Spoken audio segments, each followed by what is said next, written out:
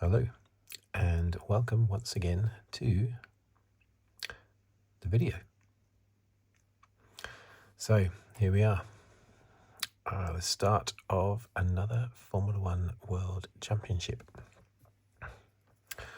Now, what I normally do every year with every race is I list down the finishing order,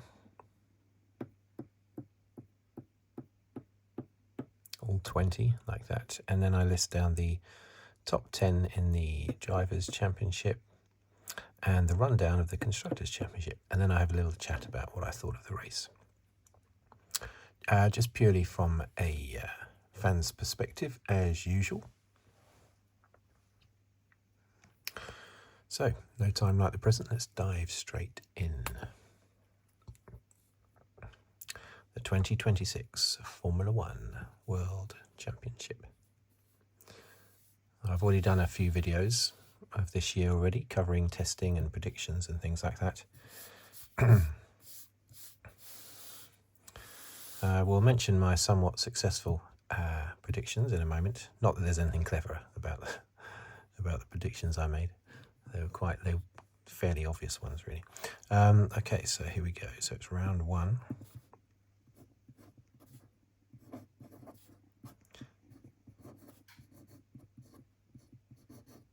In Australia. Now, as ever, I need to make sure that's nicely in focus. I think it probably is. Okay, so here's the rundown then. Let's go. First was Russell. Second, Antonelli. Is it two L's? I think it is. I ask that every time. I think it is two L's. Pretty sure. Bortoleto is one L. Antonelli is two L's. Third, Leclerc.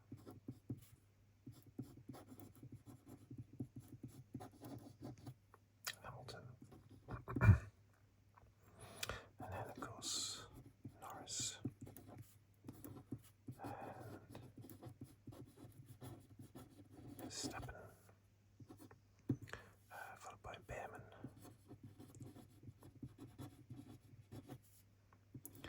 Lindblad.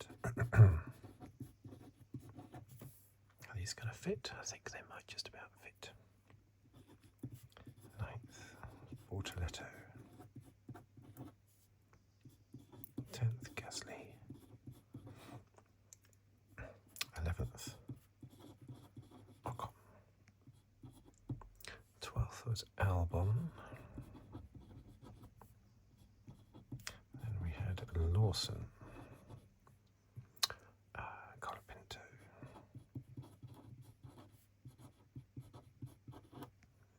Sainz.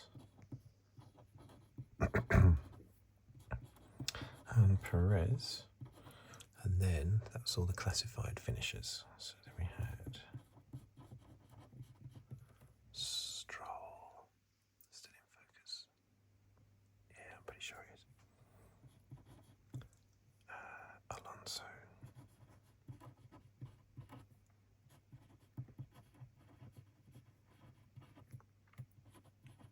Bottas. Was a bit of a tight squeeze down the bottom. Hadjar. Hulkenberg.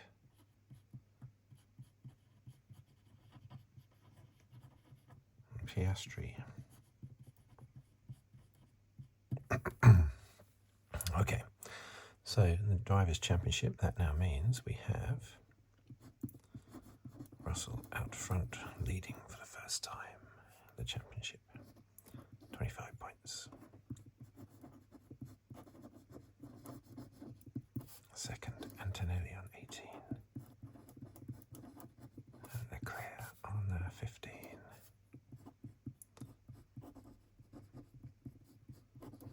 Hamilton on 12.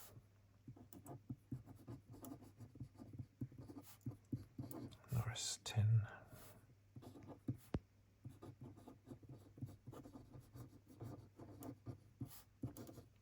Verstappen 8. Bearman, of course, yeah. 6.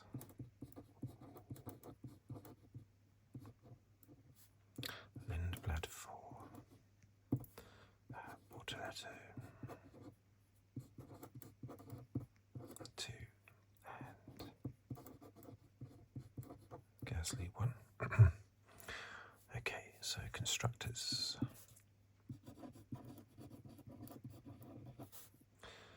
Mercedes on 43. Ferrari on 27. McLaren 10. Red Bull on 8. Nicely in focus. Come on, guys. Nicely in focus, yeah. 5th, Haas.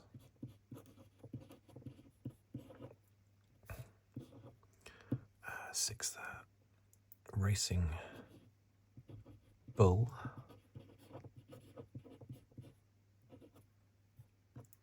I will write the S on the end, but I won't say it because it's silly, as I always say. 7th, Audi. 2, Alpine. 1. Okay, so let's just put down the fastest lap. Went to Verstappen as he was charging down Norris towards the end. But then Norris managed to get a grip of his car and everything and managed to hold off Verstappen. It looked very much so like Verstappen was going to get past, but both before and after the pit stops that they had at the same time, didn't they, I think? No, did they have the pit stops at the same time? Yeah, I think they did, didn't they?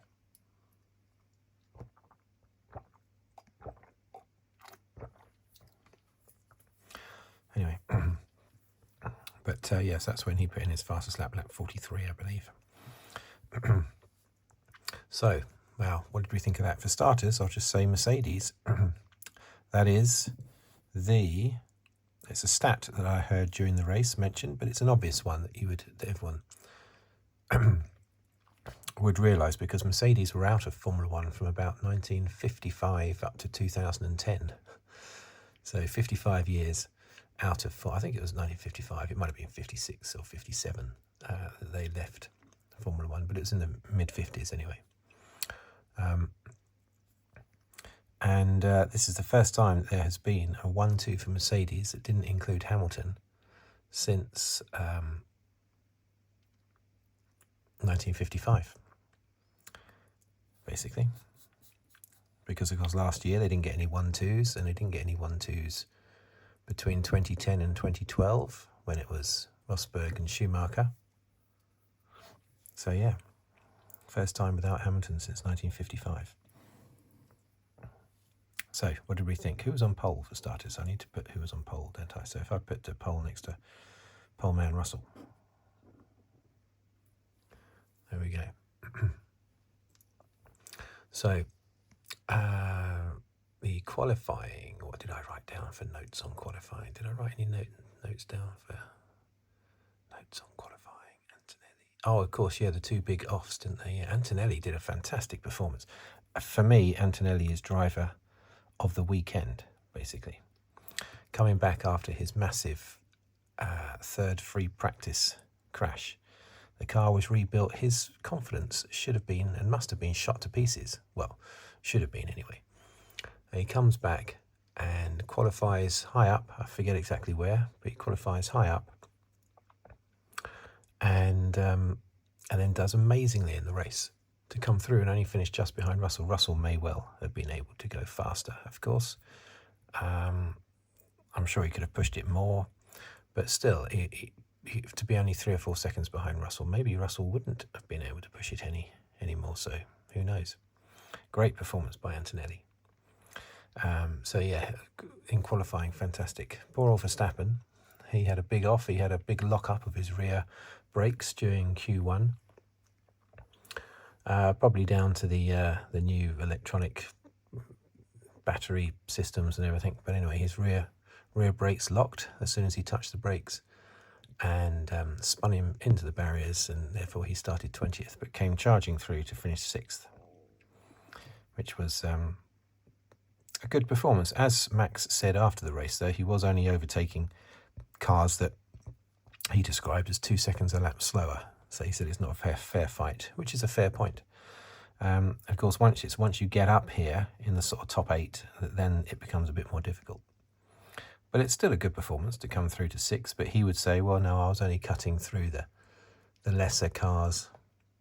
He didn't say lesser drivers, but he did say lesser cars. And then you come up against a brick wall then after that. So, but still a good recovery, I would say, because he could have easily had an accident when he was chopping through this lot, especially at the start as well. So Piastri, dearie me. Now he seems to have taken quite a bit of the blame for that. Oscar has. I tend to see it. Well, it's definitely, surely more of a car problem than an Oscar problem. He had a sudden burst of power. The power from his engine, his ice basically, and his car in general. Actually, no, it wasn't from the ice, was it? It wasn't the internal combustion chamber that was limiting the power. It was from the battery. He wasn't getting the right charge. He was getting little bursts of power and not much power as he came out of the pits. Changing gears seemed to be difficult as well. So he had all sorts of problems with the car.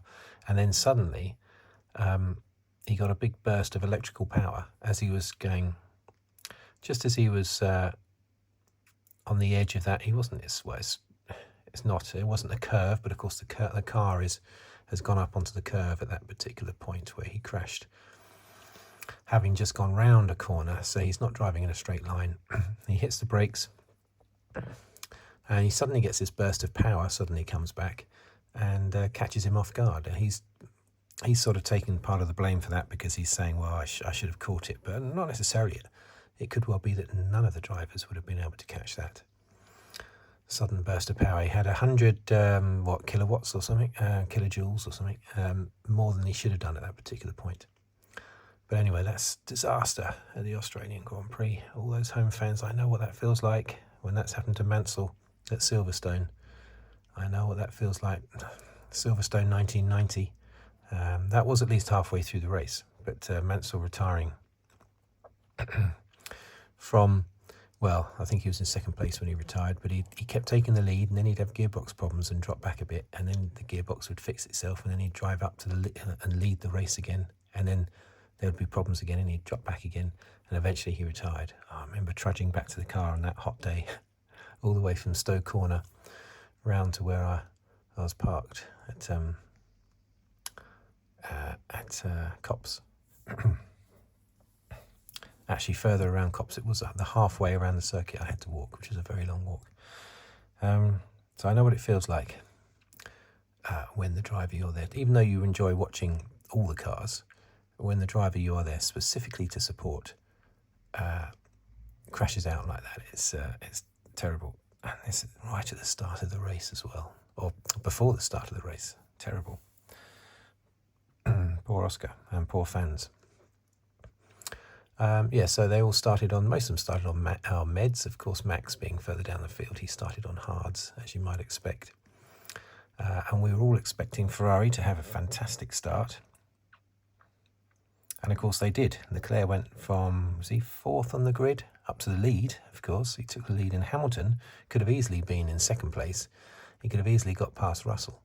Well, not easily, but he could have been alongside Russell, challenging him for second place from seventh on the grid, had he not got a little bit held up, which you would expect when you're coming back from seventh on the grid at the start. But anyway, he got up to, I think, third, but because he got a little bit out of shape going through the first corner, a little bit wide, and so therefore someone got past him. Who was it who got past him? Well, I know that Lindblad got past him, but who was the other one who got past him? Can't remember now. Anyway, so he was like 5th. I think it was Lindblad and Hadjar, wasn't it? Yeah, Lindblad and Hadjar got past him. Got back past him, so he was down to 5th. But then he pulled off a couple of really good manoeuvres. It was almost one manoeuvre where he took one on the inside and the other one on the other side, basically. But they were both, I suppose, technically inside of the next corner. Well, no, one was on the outside going down the straight, wasn't it? I think he took Hadjar, and then there's the right-hand turn. I forget the name of the turn. Is it turn 10 or something? I don't know. Anyway, then he got Lindblad. Fantastic fighting. It's great to see Hamilton back to his the old days of 2021 and before. And that's because he doesn't have the ground effect cars anymore. He's super motivated, and he's had a hand in this car. He's given his input. He hasn't designed it. I'm not suggesting that, but he's given his input basically. So, and it's the sort of car that he prefers anyway. It's not these ground effect cars. They're cars that move around and slide around a bit more, which is what he prefers. Whereas someone like Max tends to prefer whatever car will go the fastest.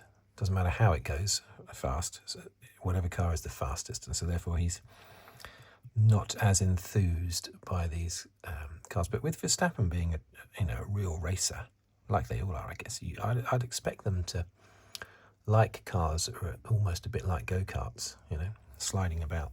I'd expect all the drivers to get a lot of fun from that.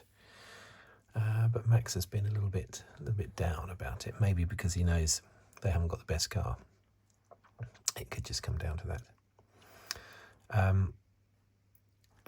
So then we had this fantastic. There were 125, apparently, I can't believe this, but apparently there were 125 overtake manoeuvres in the race compared to 45 last year. And we had a lot of those just between Russell and Leclerc. And you have to ask, is that genuine? I mean, it was exciting, but it looked a little bit, as soon as you overtake someone, they're immediately going to be able to overtake you, and then vice versa. And it happened like that numerous times between Russell and Leclerc. Is that because the car behind has that much of an advantage? Or is it just that these cars allow for overtaking more so? And so therefore, when two cars and drivers are equally matched, you will get this constant backwards and forwards overtaking. I hope it's the latter, and not that it's simply a lot easier for the car behind. Because then it's just all about who overtakes last. But yeah, that was a fantastic fight between Russell and Leclerc. And then Hamilton came in and joined in the fight to a certain extent. And at one point, all three of them were virtually touching. And then a little bit later, the incredibly fast-charging Antonelli came in and joined the fight and made it a four-way battle. And Antonelli had been down the field because he didn't get a particularly good start. He was second on the grid. Second on the grid he was, wasn't he? I forgot to say that earlier. I had forgotten where he was on the grid. But Antonelli slipped down initially to like 7th or something, came charging through, and then joined the top 3. He was so good this weekend. I tell you, this championship doesn't have George's name written all over it, which is what I was saying before the race. I was saying, this is George's to lose, basically, but not necessarily now, because Antonelli was supreme in this race, better than George, I think. Driver of the day, definitely. Bearman, another contender for driver of the day, and Lindblad, of course. I would put Antonelli as my driver of the day, with Lindblad second and Bearman third. And Bortoleto fourth, because I didn't think the Audi was going to do particularly well. I've been saying that all throughout testing, that it looks very slow. It just looks, I know it isn't the slowest. I know it's way faster than the Cadillac and the Aston Martin at the moment, of course. But it just looks like a very sort of boring, slow car. Even the paintwork looks like they got bored doing it and stopped halfway through. Only the back of the car has been painted. So it just looks like they even got bored with that and just quit partway through painting it. So the Audi just looks for me slow, but it was really good.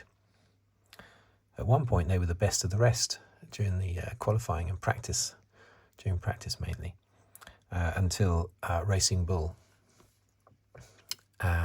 came through in qualifying certainly and made themselves look like team number 5. And because of that, we got this great battle between Bearman in the RB and Bearman in the Haas and Lindblad in the RB, which Bearman won in the end. But yeah, that's very good. Fantastic overtaking, fantastic fighting between Russell and Leclerc. Great stuff to watch. And then, of course, we had the... I forgot to mention the Colapinto near accident at the start. I don't think I've ever seen a greater bit of avoidance. To a certain extent, Colapinto missing the back of Lawson at the start of the race, well, a certain amount of that would have been luck, of course. I mean, he could try that instantaneous manoeuvre 100 times, and 99 of them he would hit part of Lawson or he would hit the wall. So there's a certain amount of luck involved there. But still, he still pointed his car in the right direction and it went through the gap and didn't touch either Lawson or the wall. Split second timing, unbelievable. But as I say, a lot of that is luck, because if he did it again, I'm sure he would hit something. But all he can do is just point it in the right direction and just hope that he doesn't hit anything. And he didn't. And then another car came through after him as well. Who was that? It was one of the Cadillacs, I think, followed through in the hole that Colapinto had created, which was quite something. The Aston Martins, oh dear, where did they finish here? The Aston Martins were 17th and 18th, but technically there were only 16 classified finishes. Stroll and Alonso used it as a test session. Now, Aston Martin used it as a test session. Now, that has happened many times in the past, but it normally happens when, yes, a team is struggling in the same way that Aston Martin are. They haven't had enough testing or something. But normally they only decide on using it as a test session if there are problems with the car throughout the race. But here, I think they were intending to use it as a test session before the race even started, because they were not expecting the cars to last very long or to be able to do very many laps in one go anyway. Yeah, they were not intending the cars to go very far. I mean, Alonso had said 25 laps tops before he risks permanent nerve damage in his fingers. I don't know how he can put a number on that. Who knows how many laps of extreme vibration you can take on your hands before you get nerve damage? It's a very difficult thing to put a figure on, isn't it? I mean, Stroll put 15 laps. Does that mean that Alonso has tougher fingers? I mean, they're just plucking these numbers out of the air, aren't they, basically? But in the race, both Alonso and Stroll came in. It looked like they were retiring, but because they were just using it as a test session, they would come in, get out of the car, go and have a cup of tea, go to the toilet, do some interviews, get back in the car, and then do a few more laps again, just like it's pre-season testing. Awful. So Stroll was not a classified finisher, even though he finished the race about 15 laps less than everybody else. There must be some rule that means that he's not classified because he hasn't completed enough laps. I don't know what that percentage is. But terrible. So, Hulkenberg, he had problems with communication, apparently. His car, not his radio as such, but it's his car stopped communicating, they realised, at the start, at the formation lap or something, during the formation lap probably. The car wasn't communicating to the pits at all. And if the car doesn't transmit its telemetry, then you can't race it, basically, for health and safety and everything else. So they had to retire him, which was a bit unfortunate. The first virtual safety car was Hadjar. A third on the grid. Hadjar was third on the grid. And having been overtaken by Lewis at the start, he got back past Lewis right at the very start, and then was overtaken by Lewis again a few laps later. But he was doing really well, and then his car blew up. It's such a shame. He could have got a jump on Verstappen there in the championship points wise. You know, he's third on the grid, Verstappen 20th, and yet they come away with the race with Verstappen 8 points more than Hadjar. So that's awful, that is. But yeah, his car blew up. So the Mercedes came in a bit early. They did a more conservative. Well, I say not more conservative. It was a more expected thing to do, shall we say. In a way, it was aggressive because it meant that they seemingly were still going to try and do a one-stopper. So they came in on about lap 12, was it? Something like that. The Hadjar virtual safety car, and the Ferraris didn't. So it broke up that fantastic fight that we had between the Mercedes and the Ferraris when all four of them had come together. And it was just at the point that all four of them came together that suddenly it got ruined by the virtual safety car. And the fact that Ferrari wanted to stay out and stick to their guns, stick to their one-stop timings when they were going to have a stop. The Mercedes, and we know that Russell often can go a long time on one set of tyres. We don't know about Antonelli, but he managed it as well. He was a bit unsure, Antonelli, but he went with it later. I think when they had the pit stop, there was still the option there, obviously, of making it a two-stopper. But as the race progressed, Russell was saying, no, it's fine, could do one stop. Antonelli was a bit more 50-50 on it. But anyway, it broke up that fight, unfortunately, and between the Mercedes and the Ferrari. Now, that fight could have resumed if Ferrari had brought their drivers in on the second safety car. I mean, Hamilton actually said on the first safety car, he said, one of us should have come in. One of us should have come in. Split the strategy at least. Have one Ferrari come in and the other one stay out. But nope, they just kept them both out. And on the second virtual safety car, Bottas conked out on the entry to the pit lane. Now I think they could have still gone in. There was apparently 19 seconds between Bottas stopping, or between the virtual safety car being announced and the Ferraris going past. Was it 19? Yeah, about that. Anyway, it's a bit of time before they went past the pit entrance.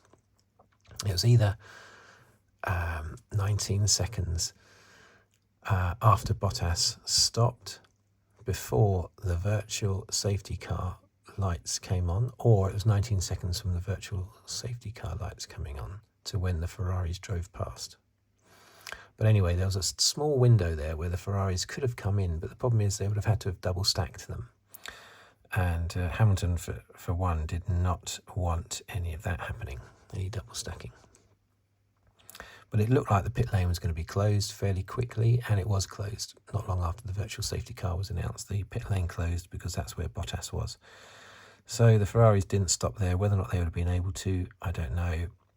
Whether or not they wanted to, I don't know. Certainly Hamilton wanted to. But anyway, they didn't stop again. So eventually when they did come in, they had to come in under green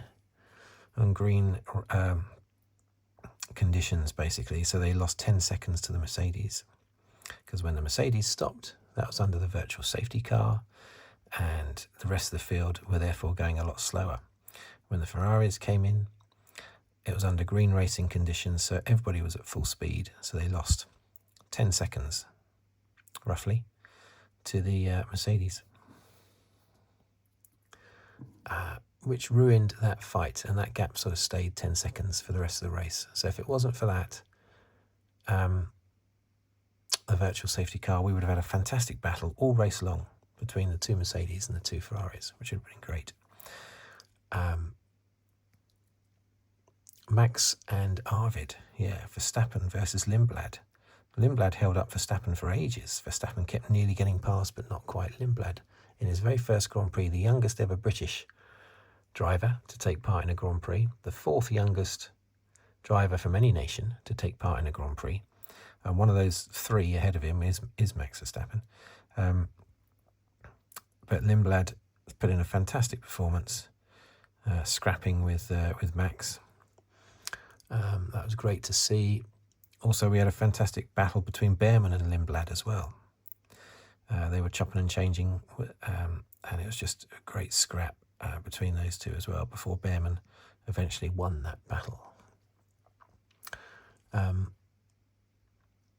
So Hamilton in the end was last to pit. Leclerc eventually pitted under green. 3 laps later, Hamilton pitted because he wanted that slight offset on Leclerc. And it did make him faster. He closed up and he only crossed the line about a second behind Leclerc in the end. So Hamilton is back on. So I thought Hamilton had pretty much lost it. And I thought he would get blown away by Leclerc. I was hoping he wouldn't. But he certainly was not blown away in this race. And I would say they were pretty much on a par with each other, Leclerc and Hamilton, in this race. And as were Russell and Antonelli. So watch out, Russell, for Antonelli. So they were very much even Stevens, and they were very much even Stevens. We don't know how Landau and Oscar compare during a race, anyway.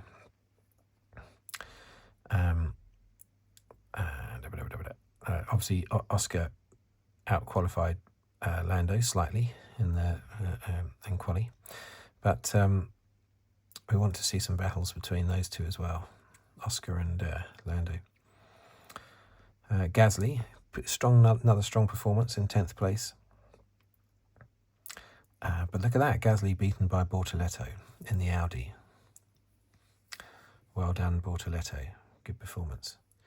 How many times does Gasly keep picking up sort of 9th and 10th place in Grand Prix? Happens all the time, doesn't it? So there's Perez. Obviously, Bottas retired. Perez was last, about 3 laps behind Sainz. Very, very, very slow. Now, I know everyone's saying, oh, at least Cadillac got 1 car to the finish. But, I mean, if I'd taken part in the race in my car, I'd have got to the finish. So, yeah, I know what you're saying. And my car is not finely tuned on the edge. It's not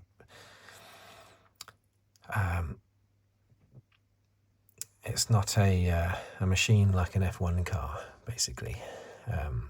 On the edge, on the cutting edge of technology. I realise that. But still, I almost think it's an insult for a Formula One team to be applauded just for managing to get their car to the finishing line.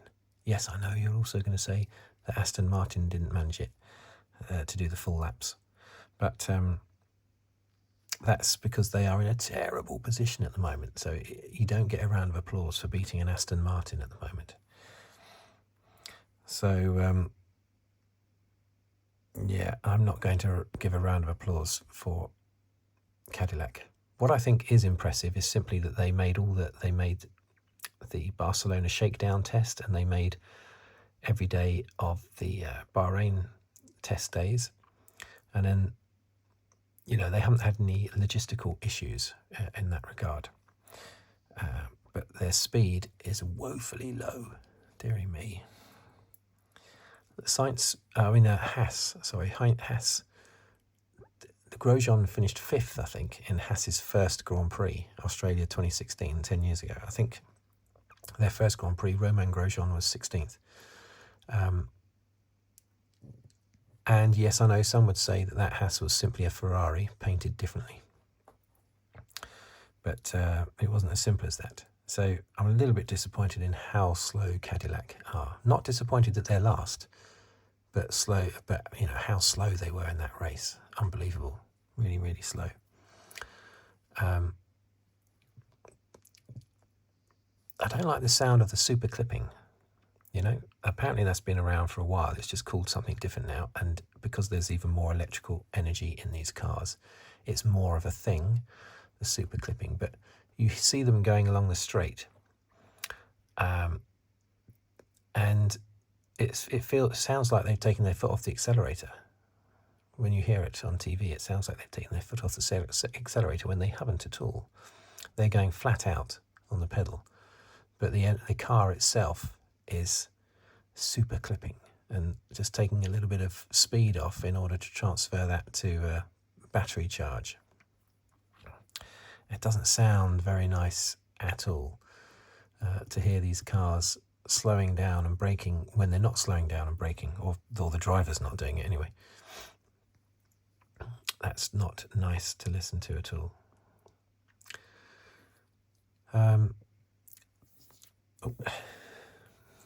There are 5 Brits in the. Let's star them, shall we? 1,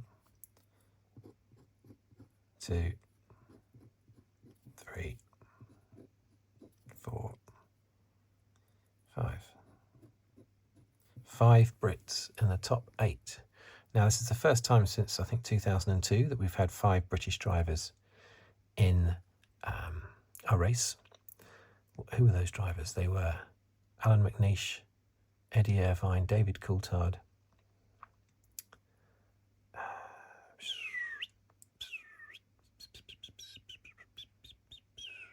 Who were the other 3? Oh, Jenson Button would be one. Would it be Anthony Davidson? Maybe, I think. And that's in one race. The last time that, but that was only in that race apparently.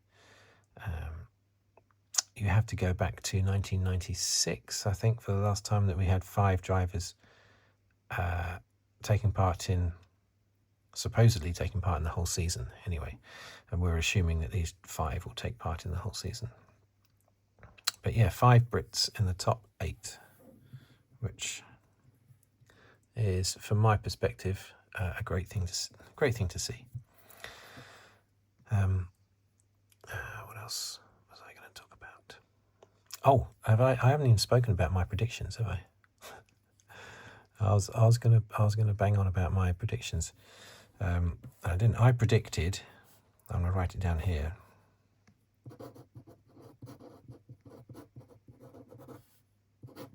I predicted Russell for the win,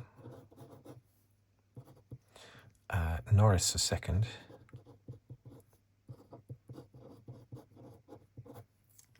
Leclerc for third. Okay, so the way I'm going to do this, I'm going to give myself 1 point if I get the name correct and in the right place. No, sorry, I don't want to do half points.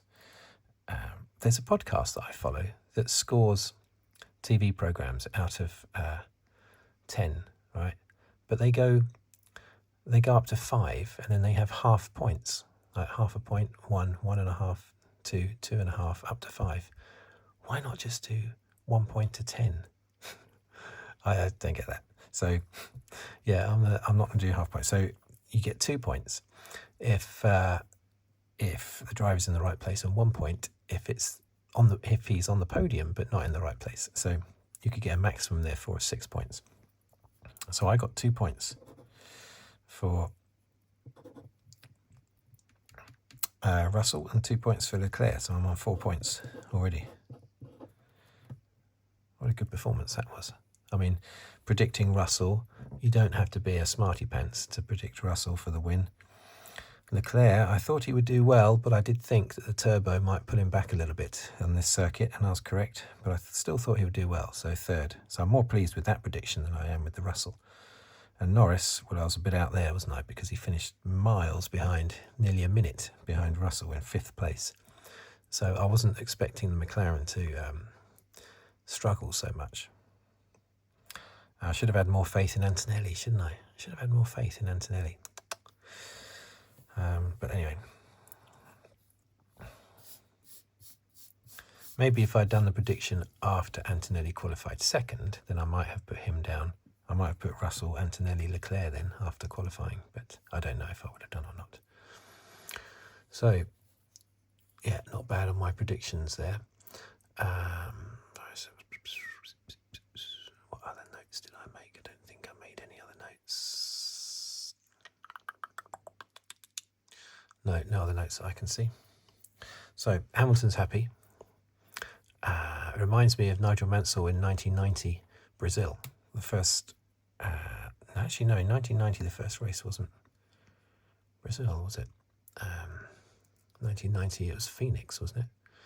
And he retired and Prost retired in the other Ferrari. But then in the second race in Brazil, Mansell said, I just want to collect points. I just want to collect points. I don't want to do all or nothing. I just want some standard points.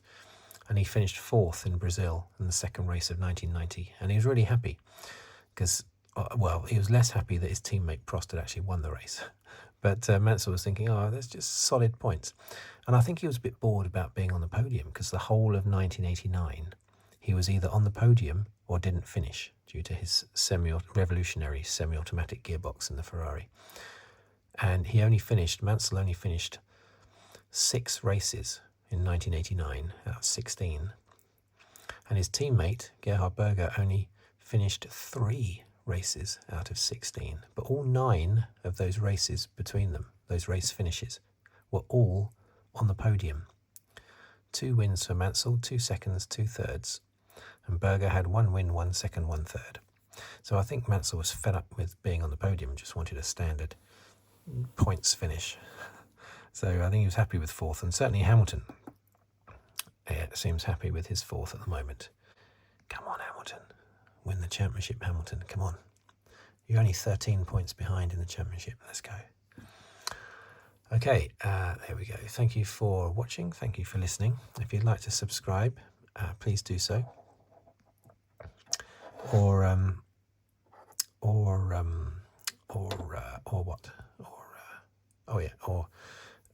comment on the video, or like the video, or leave a tip on the thanks button below the video. And I'll see you. The next race is only a short time away, isn't it? Just a few days. Next week, China. So let's see what happens there.